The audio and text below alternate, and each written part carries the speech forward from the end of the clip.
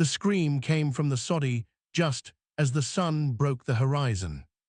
Cole Brennan had been checking the fence line when he heard it, a sound that turned his blood to ice water. Not the kind of scream that came from fear or surprise. This was different. This was the sound of something going terribly, irreversibly wrong. He'd been riding past the Hutchins place for 3 days now, ever since he'd taken the job fixing fences for the ranchers scattered along the Medicine Bow. The soddy sat alone in a shallow valley, its walls made of prairie earth, its single window facing east toward the rising light. Smoke usually curled from the chimney by this hour. Today, there was nothing but that scream and then silence. Cole reined his horse to a stop. He was a tall man, lean from years in the saddle, with a face weathered by wind and a past he didn't talk about. He'd learned not to involve himself in other people's trouble. The West was full of it, and a man could drown trying to save everyone who needed saving. But the scream came again. He turned the horse toward the soddy. The door hung slightly open, swaying in the morning breeze. Cole dismounted slowly, his boots crunching on the frost-hardened earth. He called out once, then twice. No answer, just a low, guttural moan from inside, the kind of sound an animal makes when it's caught in a trap. He pushed the door open. The smell hit him first, sweat and blood and something else, something raw and primal that made his stomach tighten. The room was dim, lit only by the gray light filtering through the single window. A woman lay on a narrow bed against the far wall, her body twisted in agony, her face slick with sweat. Her hands clutched the rough wool blanket beneath her, knuckles white. She looked up at him, with eyes wide and wild. "Help me," she gasped. "Please help me." Cole stood frozen in the doorway. He'd seen men die. He'd seen horses foal and cattle calve. But this was something he didn't know. This was something that belonged to women and midwives and town doctors, not to a drifter who barely knew how to stitch his own wounds. "Where's your husband?" he asked, his voice rough. "Dead," the word came out in a sob. "Pneumonia 3 weeks ago." Cole's jaw tightened. He looked around the soddy. A cold stove, empty water bucket, no blankets prepared, no supplies laid out. She'd been alone out here, carrying a child, with winter closing in and no one to help her. "How long?" he asked. "Since midnight," her voice broke. "Something's wrong. I can feel it, the baby's not moving right, it's stuck." Cole stepped inside and closed the door behind him. The temperature dropped 10 degrees every night out here. She couldn't labor in the cold. He moved to the stove and started building a fire, his hands working automatically while his mind raced. He delivered a breech calf once, years ago, under the guidance of an old rancher who'd sworn at him the entire time. The calf had lived. The cow had lived. But this wasn't a cow. "What's your name?" he asked, feeding kindling into the stove. "Eliza," she gasped as another contraction seized her. Her back arched off the bed, and a sound tore from her throat that made Cole's hands shake.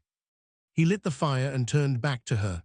She was young, maybe 25, with dark hair matted to her forehead and a face pale as chalk. She wore a simple cotton shift, now soaked through with sweat and stained with blood. "Too much blood." "Eliza," he said, moving to the bedside, "I need you to listen to me. I'm going to help you, but you have to do exactly what I say. Understand?" She nodded, tears streaming down her temples. Cole pulled off his coat and rolled up his sleeves. His hands were calloused and scarred, built for ropes and reins and rifle triggers. Not for this, never for this, but there was no one else. The nearest town was 15 miles south, and she didn't have 15 miles left in her. "Tell me what you feel," he said. "Pressure," she gasped, "like I'm being torn apart, and the baby, it's not coming. I've been pushing for hours, but it won't come." Cole moved to the foot of the bed. He'd never felt more out of place in his life, but he thought of the breech calf and the old rancher's voice in his head. "Sometimes you gotta reach in and turn 'em yourself. Ain't pretty, but it's the only way." "I'm going to check," he said quietly. "I need to know what's wrong." Eliza nodded, her teeth clenched. Cole washed his hands in the cold water from the bucket, scrubbing them raw. Then he knelt at the foot of the bed and gently examined her. What he found made his breath catch. The baby was coming, but sideways. Not head first, not feet first, shoulder first, lodged in a position that would kill them both if it didn't change. He looked up at Eliza, and he saw in her eyes that she already knew. "It's breech," he said. "Worse than breech. The baby's turned wrong. Can you fix it?" Her voice was barely a whisper. Cole didn't answer. Right away, he thought of the calf. He thought of the old rancher's hands, rough and sure, reaching inside and turning the tiny body until it slid free. He thought of all the ways this could go wrong: infection, hemorrhage, a child born too damaged to live. But he also thought of the silence that would fill this soddy if he walked away. "I'm going to try," he said. The fire crackled in the stove. Outside, the wind picked up, rattling the door in its frame. The sun climbed higher, but inside the soddy time seemed to stop. Cole reached inside. His hands found the baby's shoulder first, small, impossibly fragile, wedged tight against bone and tissue. Eliza's body was a vice, contracting around his hand with crushing force. He felt her heart beat through her skin, fast and frantic. "Breathe," he told her. "Don't push, not yet." Eliza sobbed, her body trembling. I can't stop it." "Yes, you can." His voice was firm, the same tone he used with spooked horses. "Look at me, Eliza." Her eyes found his, wild, terrified. "You're going to breathe," he said. "In and out, slow. I need you to give me time to turn the baby. If you push now, we'll lose them both." She bit down on her lip hard enough to draw blood, but she nodded. Cole closed his eyes and let his hands do the seeing. He'd learned this with horses, how to read the world through touch when sight failed. The baby's shoulder was jammed against Eliza's pelvis, the head turned at an angle that made descent impossible. He needed to rotate the child, bring the head down, align the body with the birth canal. But every movement risked tearing something that couldn't be repaired. His fingers traced the curve of the baby's skull, so small. He found the neck, the other shoulder. The baby wasn't moving, wasn't responding. He didn't know if that meant it was already gone or if it was simply waiting, trapped in a darkness it couldn't escape. "Please," Eliza whispered, "please don't let my baby die." Cole's jaw tightened. He thought of the choices a man makes in the West, the ones that haunt him. He'd walked away from plenty of trouble in his life. He'd chosen survival over honor more times than he cared to count. But this was different. This was a life that hadn't even begun yet. He pressed his palm against the baby's shoulder and began to turn. Eliza screamed. The sound filled the soddy, raw and primal, echoing off the earthen walls. Cole kept his hand steady, applying pressure in slow, careful increments. The baby shifted just slightly and then stopped, stuck again. "Almost," he murmured, "almost there." Sweat dripped into his eyes.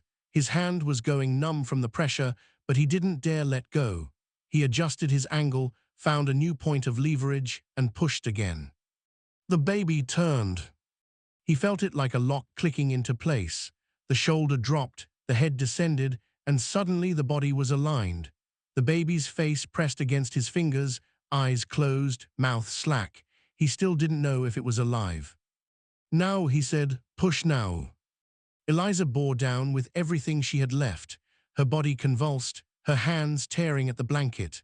Cole guided the baby's head through, then the shoulders, then the rest of the tiny body in a rush of blood and fluid. The baby slid into his hands. A boy. Small, blue-skinned, silent. Cole's heart sank. He laid the baby on the bed and wiped the fluid from its face with the edge of his shirt. The child was limp, not breathing. He rubbed the tiny chest, trying to stimulate a response. Nothing.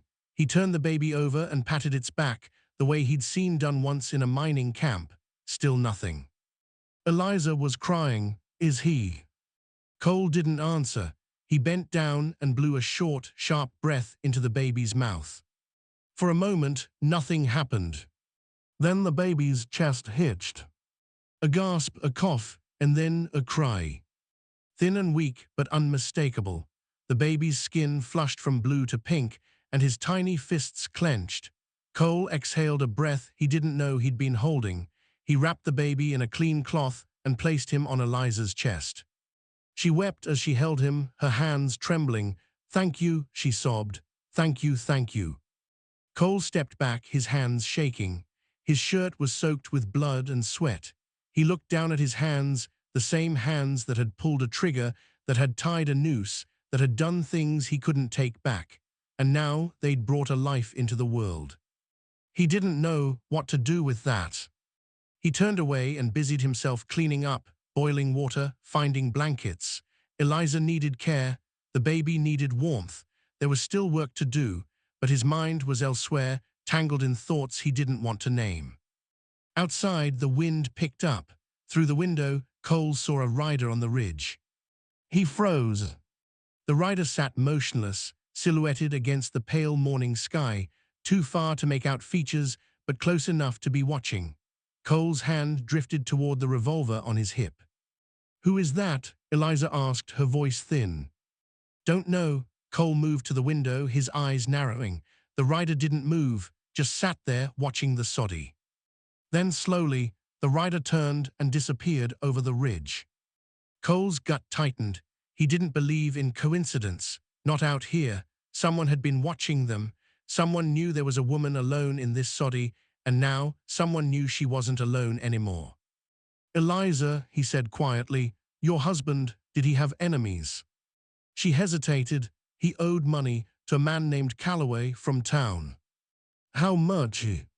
$200. She looked down at her baby, shame coloring her voice. "We were going to pay it back, but then he got sick and now Calloway thinks you owe him." She nodded. Cole cursed under his breath. $200 was enough to kill for out here, and a woman alone with a newborn was easy prey. He looked back out the window.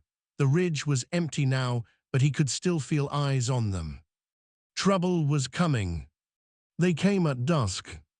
Cole had spent the day fortifying the soddy as best he could, barring the door, checking his ammunition, positioning himself near the window where he could see the approaches. Eliza slept fitfully, the baby swaddled against her chest. She was weak from blood loss, pale as linen, but alive. They were both alive. For now. Cole had known men like Calloway. He'd ridden with some of them, back when he was younger and stupider. Men who saw the world as something to be taken, not earned. Men who believed debt was a chain that could drag a person to their grave. He watched the sun sink toward the horizon, painting the prairie in shades of rust and gold. Beautiful in a hard kind of way. The West was always beautiful right before it killed you. The first rider appeared just as the light failed. Then another, then three more. 5 men moving slow and deliberate across the valley floor. They spread out in a loose line, flanking the soddy on 3 sides. Cole recognized the formation. It was how you approached a place you intended to take by force. He checked his revolver, 6 shots, then his rifle, 10 more rounds, 16 bullets against 5 men. The math wasn't good, but it was the only math he had.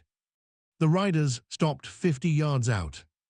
One of them, a heavy-set man on a gray horse, called out, "Woman in the soddy, we know you're in there."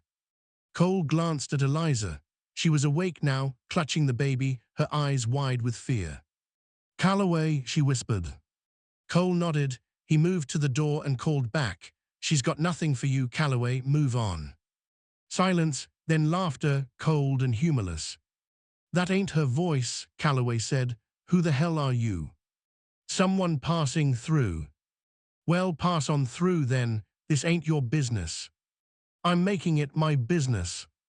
More silence. Cole could almost feel the gears turning in Calloway's head. A stranger defending a woman who owed money. That complicated things. It also made Calloway look weak if he backed down. "She owes me $200, Calloway called, "and I mean to collect. You step aside, no one gets hurt." "She doesn't have it." "Then I'll take the soddy, the land, whatever's inside." A pause. "And if you don't step aside, I'll take you too." Cole's grip tightened on his rifle. He could see the other riders shifting in their saddles, hands drifting toward weapons. This was the moment, the fulcrum. Everything that happened next would pivot on what he said now. He thought of Eliza behind him. He thought of the baby, barely 12 hours old, who'd fought so hard just to draw breath. He thought of all the times he'd walked away. "Come and try," he said. The words hung in the cold air like smoke. For a long moment, no one moved. Then Calloway spurred his horse forward. The others followed. Cole fired. The first shot took Calloway's hat clean off his head. The man jerked back in his saddle, and the grey horse reared. Cole worked the lever on his rifle and fired again, kicking up dirt in front of the nearest rider. The horses scattered, panicked by the sudden violence. "Next one's through a chest," Cole shouted. The riders pulled up short, milling in confusion. Calloway was yelling, trying to rally them, but Cole could see the hesitation. They hadn't expected resistance, hadn't expected someone willing to die for a woman they didn't know. "You're a dead man," Calloway roared. "You hear me? Dead." "Maybe," Cole called back, "but you'll be first." He sighted down the rifle, aiming square at Calloway's chest. The man saw it, saw the steadiness of Cole's hands, the certainty in his aim. Whatever Calloway saw in that moment made him pause. "This ain't over," Calloway said, his voice tight with rage. "Yes, it is," Cole replied. "You come back here and I'll bury you in this valley. That's a promise." Calloway stared at him for a long, tense moment. Then he yanked his horse's head around and rode off. The others followed, casting glances back over their shoulder. "Res." Cole watched them go until they disappeared into the gathering darkness. Then he lowered the rifle and let out a breath that shook in his chest. Behind him, Eliza was crying softly. "They'll come back," she whispered. "He won't let this go." Cole didn't answer. She was right. Men like Calloway didn't let things go. They festered on them, nursed their anger until it turned into something sharp and deadly. He barred the door and returned to the window. The night settled in around the soddy like a fist. Somewhere in the darkness, he heard a coyote howl. The sound was lonely and wild, and it reminded him of how far they were from anything resembling safety. The nearest town was 15 miles. The nearest law was probably 50. Out here, a man made his own law, or he died by someone else's. "Why are you doing this?" Eliza asked quietly. Cole didn't turn around. "Don't know." "You could have left, could have ridden on." "Yeah. But you didn't." He looked down at his hands, still stained with blood. "No, I didn't." "Why?" Cole was quiet for a long time. When he finally spoke, his voice was low. "Because I've walked away before, and it didn't make me sleep any better." Eliza said nothing. The baby stirred against her chest, making soft, mewling sounds. She rocked him gently, her tears falling silent. Cole kept watch through the night. He didn't sleep, didn't dare. Every sound made his hand drift toward his gun, the wind rattling the roof, a branch scraping the wall, the distant bark of a fox. But the riders didn't return. Not that night. As dawn broke, pale and cold, Cole finally allowed himself to relax. Just a fraction, just enough to feel the exhaustion creeping into his bones. Eliza was asleep, the baby nestled safe in her arms. Cole looked at them and felt something crack open inside his chest, something he'd kept locked away for years. He didn't know what it was, but it hurt. By the third day, Eliza could sit up without wincing. Cole had stayed.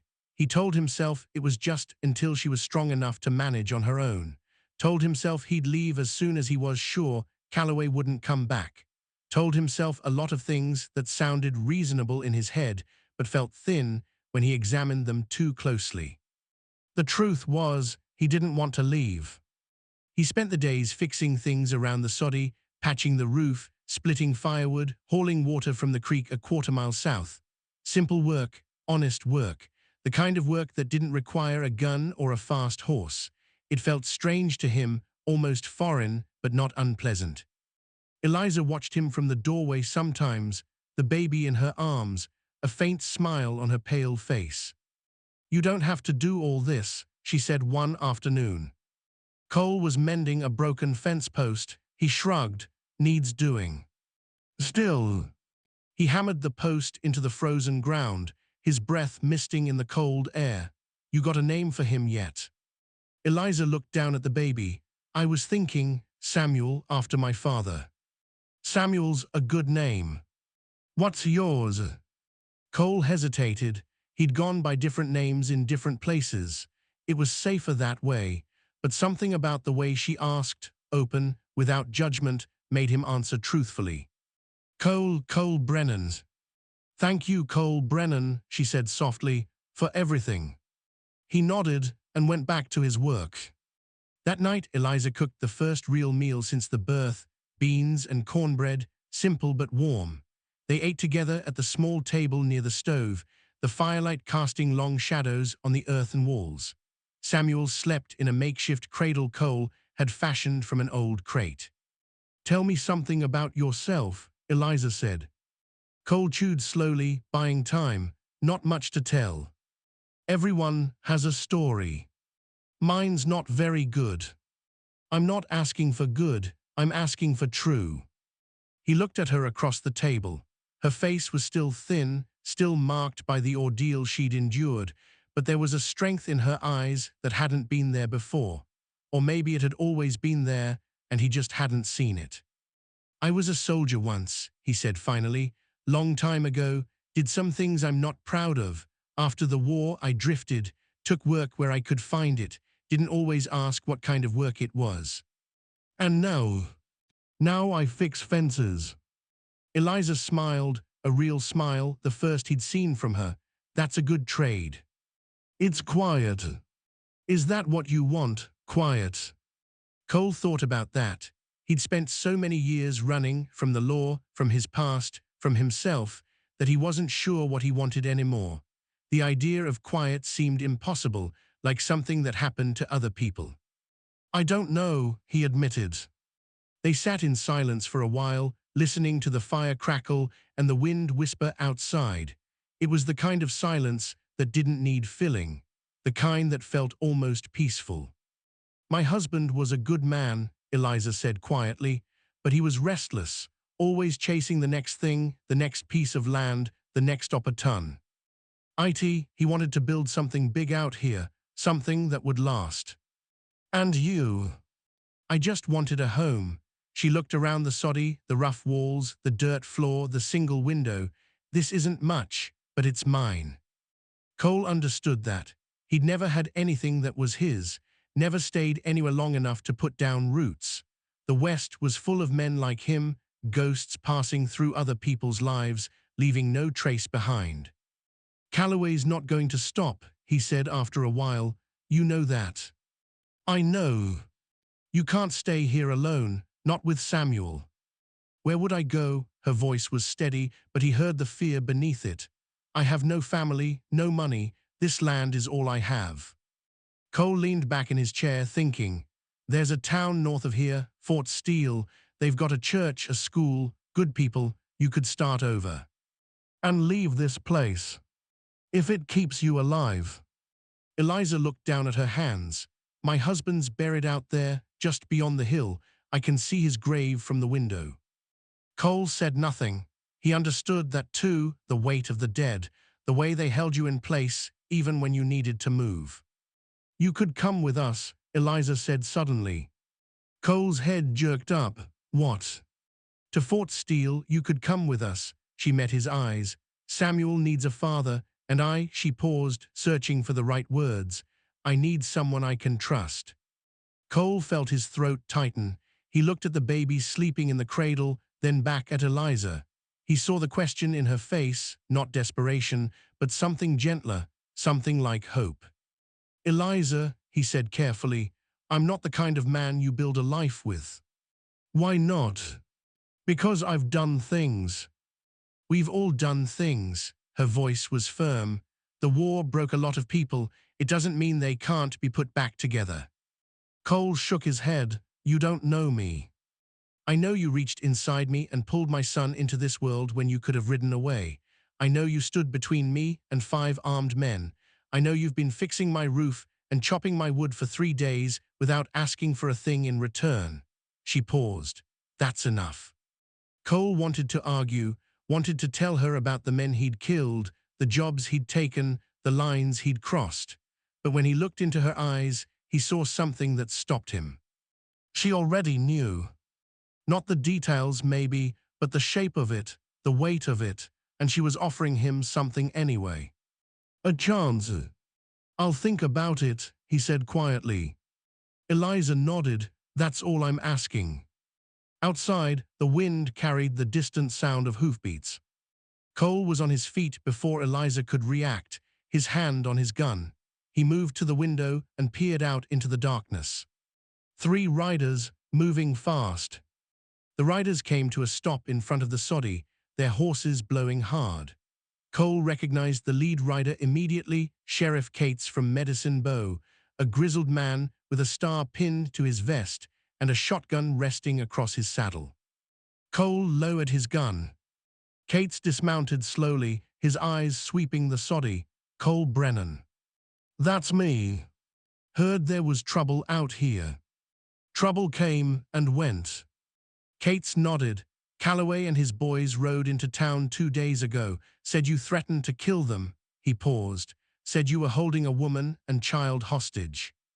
Cole's jaw tightened. That's a lie. Figured as much. Cates spat into the dirt. Calloway's been running his mouth for years about debts and land rights. Most folks are tired of it. He glanced toward the door. Mind if I talk to the woman? Cole stepped aside. Eliza appeared in the doorway, Samuel in her arms. She looked pale but steady. Sheriff. Ma'am, Cates tipped his hat. I need to ask, is this man holding you against your will? No, Eliza's voice was firm. He saved my life and my son's.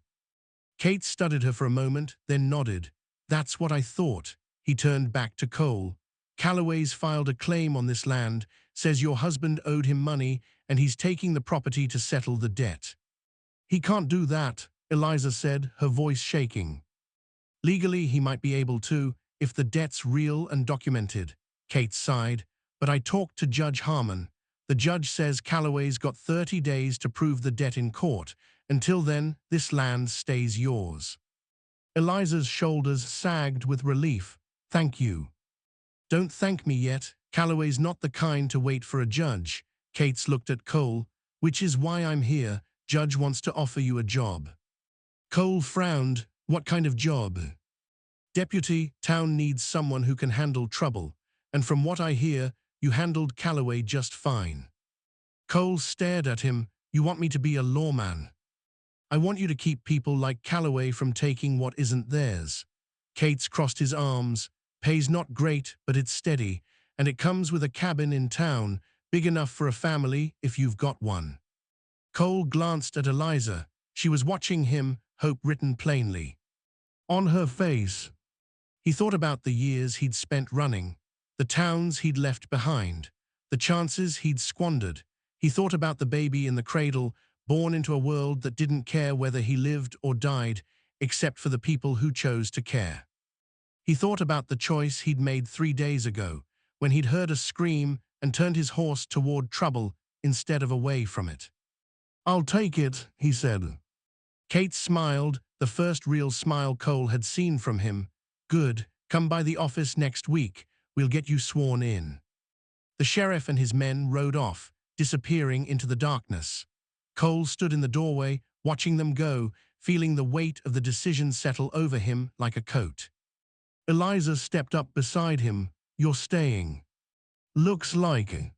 Why? Cole turned to look at her. She was holding Samuel close, her face soft in the firelight. The baby's eyes were open now, dark and curious, staring up at the world with the fearless wonder of someone too young to know what danger looked like. Because, Cole said quietly, I'm tired of running. Eliza smiled. She reached out and took his hand, rough, scarred, stained with the blood of new life. Then welcome home, Cole Brennan. 3 years later. The house in Fort Steele wasn't much, 2 rooms and a porch, with a view of the mountains to the west. But it was more than Cole Brennan had ever owned in his life.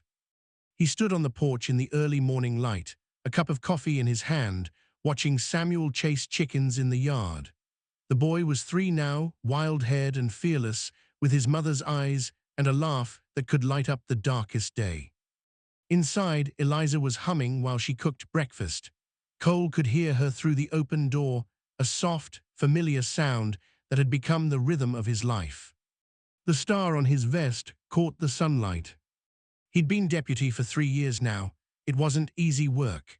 The West was still wild, still dangerous, still full of men like Calloway who believed the world owed them something. But Cole had learned that the law wasn't about being the fastest gun or the toughest man. It was about standing between people and the things that wanted to hurt them. It was about choosing, every day, to be the kind of man who turned toward trouble instead of away from it. "Papa," Samuel called, running up the porch steps. "Papa, look." He held up a small, smooth stone, his face shining with pride. Cole knelt down and examined it gravely. "That's a fine stone, son." "Can I keep it?" "I'd say so." Samuel beamed and ran back into the yard. Eliza appeared in the doorway, wiping her hands on her apron. "Breakfast is ready." Cole turned to look at her. She was smiling, the same smile she'd given him 3 years ago when he'd agreed to stay, the smile that had changed everything. "Be right there," he said. He took one last look at the mountains, at the town waking up below, at the life he'd somehow managed to build out of the wreckage of his past. He thought about the scream that had brought him to a soddy in the middle of nowhere, the choice he'd made to stop instead of ride on, the moment he'd reached inside and pulled a child into the light. He didn't know if it made up for the things he'd done. But it was a start. Cole Brennan finished his coffee, set the cup down, and went inside to his family. The door closed behind him, and the morning sun climbed higher over Fort Steele. In the distance, a church bell rang. The West was still wild, but here in this house, in this moment, there was peace.